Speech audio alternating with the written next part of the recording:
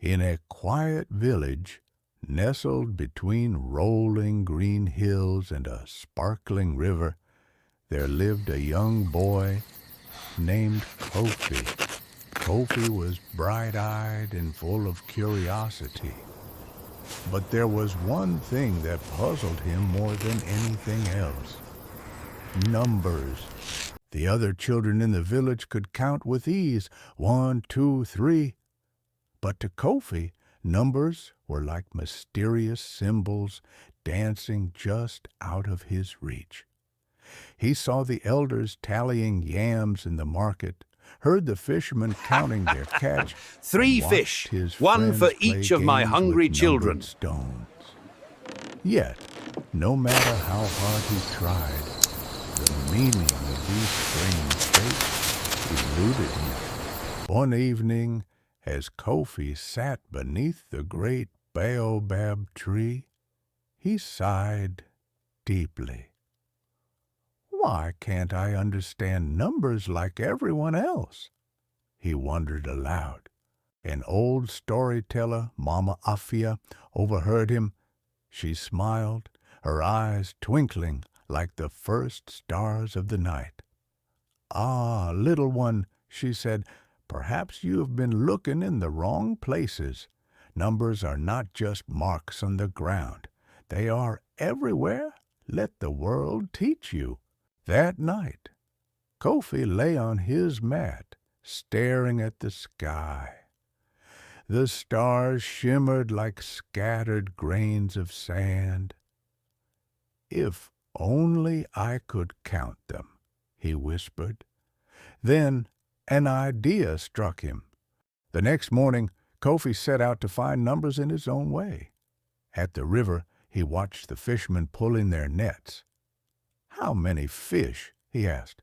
The fisherman grinned. "One for me, one for my wife, and one for my child. 3 in all." Kofi nodded. "So 3 means 1, and 1, and 1. In the marketplace, he saw a woman stacking oranges. "How many?" She arranged them in 2 rows of 5. 10, she said.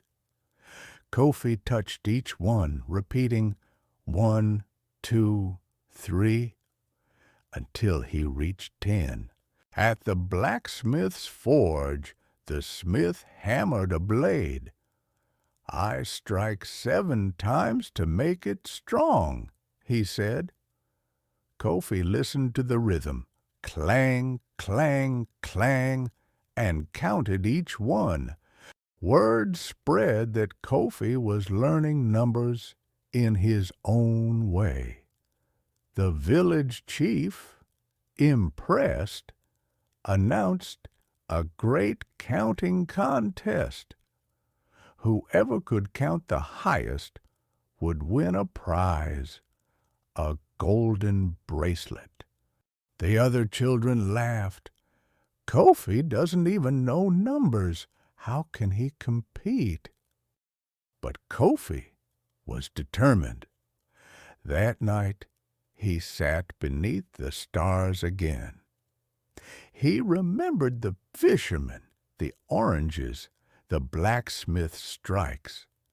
He began counting the stars, not perfectly, but with all his heart. At the contest, the other children counted quickly, 20, 30, 50.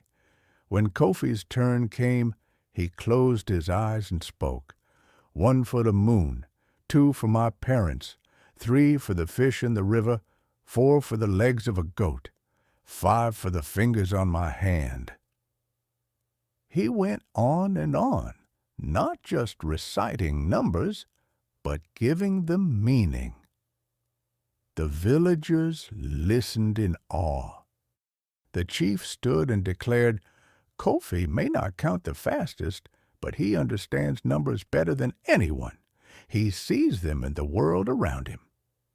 Kofi was given the golden bracelet, but his real reward was the joy of learning, not by rote, but by living. From that day on, the village children no longer mocked him.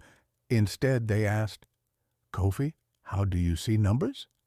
And he would smile, point to the sky, and say, "Let me tell you a story." And so the boy who once knew no numbers became the village's greatest counter, not of mere digits, but of life itself.